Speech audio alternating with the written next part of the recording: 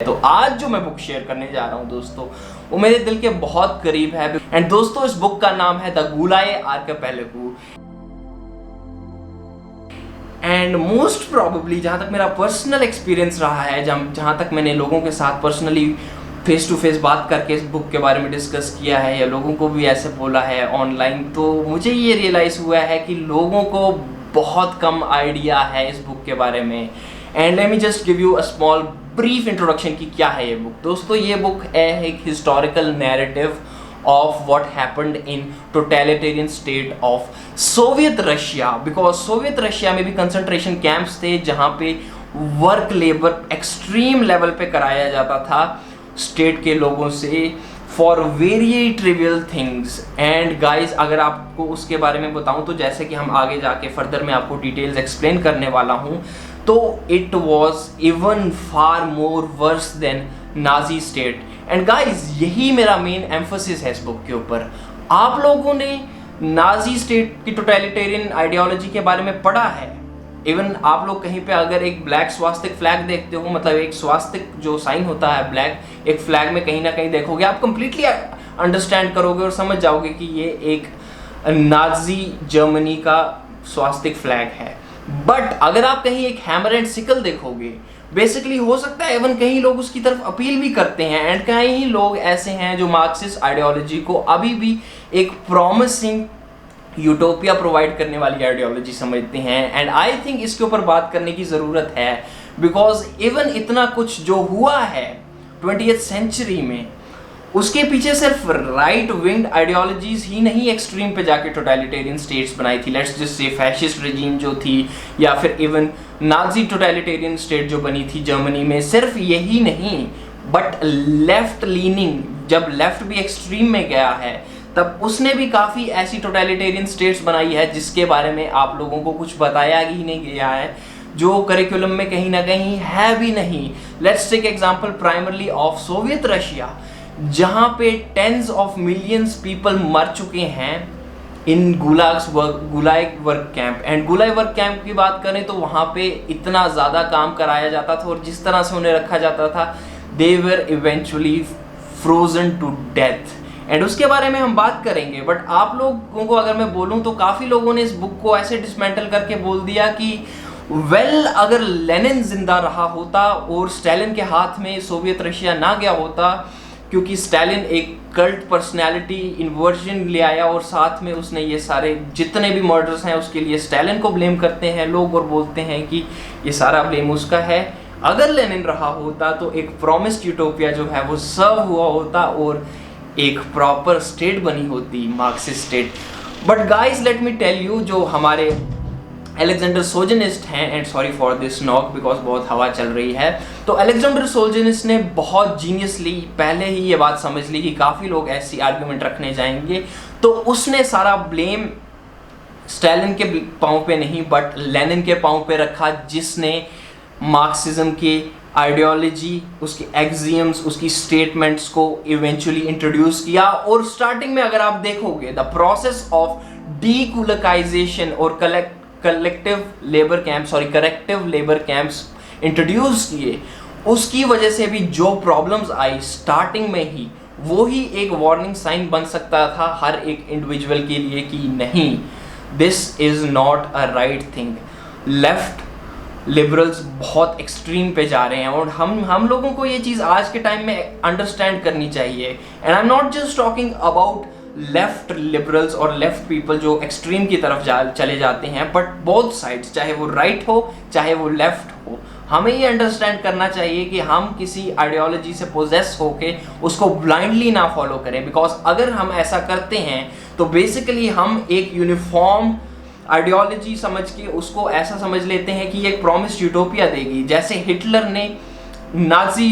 Germany में किया, जैसे स्टालिन और लेनिन ने मिल के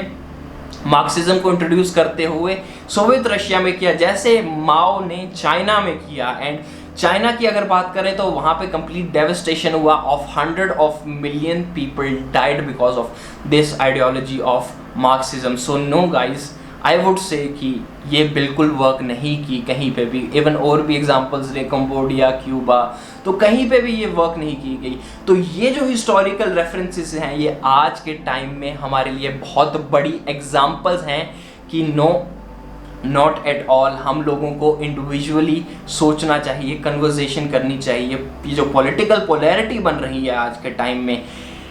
इससे हट के दोनों तरफ के लोगों को आके बीच में कोई सोल्यूशन ढूंढना पड़ेगा, अदरवाइज बहुत बड़ी प्रॉब्लम बनेगी। एंड ये तो एक बेसिक मैसेज था। एंड फर्दर आगे जब मैं डिटेल में जाऊंगा और आपके साथ फर्दर शेयर करूंगा इस बुक के लेसन्स, तो आपको और भी समझ आएगा काफ़ी कुछ। बट बेसिकली हम बात कर रहे थे लेनिन की जो डीकोलोनाइजेशन हुई ना, उसमें क्या हुआ, जो ये इंटेलेक्चुअल बन के गए थे, लेफ्ट इंटेलेक्चुअल्स, बिकॉज स्टार्टिंग में जब डीकोलोनाइजेशन हुई जस्ट आफ्टर वर्ल्ड वॉर 1, तो जितने भी विलेजेस में गए जहाँ पे जिनको कुलक्स कहा जाता था, ये इमेंसिपेटेड सर्फ फार्मर्स थे, जो रिसेंटली इनमें से कुछ लोगों ने अभी पर्सनली अपने छोटे छोटे फार्म्स बनाना शुरू किए थे। एंड मोस्ट प्रोबेबली ये लोग पूरे के पूरे रशिया और यूक्रेन को फूड प्रोवाइड करते थे। And you know what happened, basically ये जो इंटेलेक्चुअल्स गए,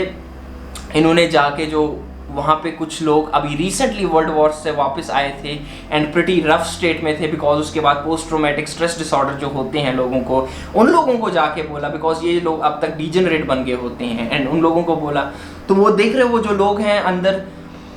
जिनके पास बहुत सारी ज़मीन है, वो तुम लोगों को सप्रेस कर रहे हैं, वो लोग प्रिविलेज्ड हैं। एंड आप लोगों ने आज के टाइम में काफ़ी सुना होगा कि जिन लोगों के पास बहुत सारा रिसोर्स है, for example Jeff Bezos, Elon Musk, ये लोग बहुत ज़्यादा प्रिविलेज्ड हैं। एंड काफ़ी मलिशियस आइडियोलॉजी अभी भी फॉलो होती है कि सबको इक्वालिटी के बेसिस पे लाना चाहिए, which is completely naive, and उस टाइम भी नाइव थी और हम लोग इस चीज़ को अंडरस्टैंड नहीं कर पाए हैं। बिकॉज अगर हम देखें, एक पेरिटो डिस्ट्रीब्यूशन होता है जिसकी वजह से जो कुछ परसेंटेज ऑफ पॉपुलेशन होती है, let it be in any company, let it be in any aspect of life, कुछ ही ऐसे लोग होते हैं जो बहुत हाई परफॉर्मेंस लेवल पे काम करते हैं एंड वो लोग टॉप पे पीक आउट हो जाते हैं, एंड उनकी वजह से ही बहुत ज़्यादा लेवल की रिसोर्सेज प्रोड्यूस होती हैं। एंड हमें उनके थैंकफुल होना चाहिए कि उन लोगों ने ये मास रिसोर्स प्रोड्यूस की, एंड देन इवेंचुअली करके हम, although it is a very, मैं कहना चाहूँगा कि कहीं ना कहीं ये एक बहुत हार्श ट्रूथ है कि पेरेटो डिस्ट्रीब्यूशन एक कॉम्प्लेक्स लॉ है टू अंडरस्टैंड, बट कहीं ना कहीं हमें समझना चाहिए कि इसकी जो कॉम्प्लेक्सिटी है वो एक नाइव आइडियोलॉजी से नहीं सॉल्व हो सकती। हमें उसके ऊपर काफ़ी सोचना पड़ेगा, डिस्कशन करके पॉलिसीज़ बना के चीज़ों को सॉल्व किया जाता है, बट उस टाइम ऐसा नहीं किया गया। किसी भी इंसान के पास अगर एक स्ट्रॉन्ग घर बना होता था, या फिर 2 स्टोरीड हाउस होता था, या ब्रिक हाउस होता था, वो कुलक होता था, उसको वहाँ से उठा के साइबेरिया भेज दिया जाता था with his complete family, yes guys, and there वो फोर्स से काम करवाया जाता था उनसे कलेक्टिव लेबर कैंप्स के अंदर, एंड वहाँ पे many of those farmers were frozen to death, because ना उनके पास खाने को कुछ था, ना उनके पास पहनने को कुछ कपड़े थे। एंड मोस्टली ये सब स्टार्ट हुआ सर्दियों के टाइम में, and you know what happens in Siberia, वहाँ पे जब इतनी ठंड है, and because of that later on जब इतने सारे सर्फ्स की डेथ होगी जो इतना सारा रिसोर्स प्रोवाइड कर रहे थे एग्रीकल्चर इंडस्ट्री, एग्रीकल्चरल एस्पेक्ट में, तो later on a lot of population of Ukraine and even in Russia people starved to death because खाने के लिए ग्रेन नहीं था। यहाँ से सबसे बड़ी प्रॉब्लम शुरू हुई और लोग बोलते हैं लेनिन यूटोपिया प्रोवाइड करता। वेल आपके पास तो मैंने एक एग्जांपल दे दी है, एंड काफ़ी ऐसे एग्जाम्स हैं जो आप बुक के थ्रू अगर जाओगे तो आपको देखने को मिलेंगे। एंड चलिए दोस्तों, अब बुक को स्टार्ट करने में आता हूँ, बिकॉज मैंने काफ़ी लंबा इंट्रोडक्शन दे दिया आप लोगों के बुक के बारे में। नाउ जो पर्सनल एक्सपीरियंस हैं अलेक्जेंडर सोल्जनिस्ट के, वो आपको देखने को मिलेंगे गुला कैंप में, जो उसको देखने को मिला है, एंड साथ ही साथ ना ही सिर्फ उसके बट ऐसे कई और प्रिजनर्स जिनके साथ वो मिला है, इवन गुला कैंप्स में या फिर बाहर कहीं ना कहीं, उनके जो आई विटनेस्ड और पर्सनल जो उन्होंने अपने ऊपर झेला है, वो सारे एक्सपीरियंसेस इस बुक के अंदर हैं, और वो मैं आप लोगों के साथ शेयर करने जा रहा हूँ अभी पार्ट 1 के साथ।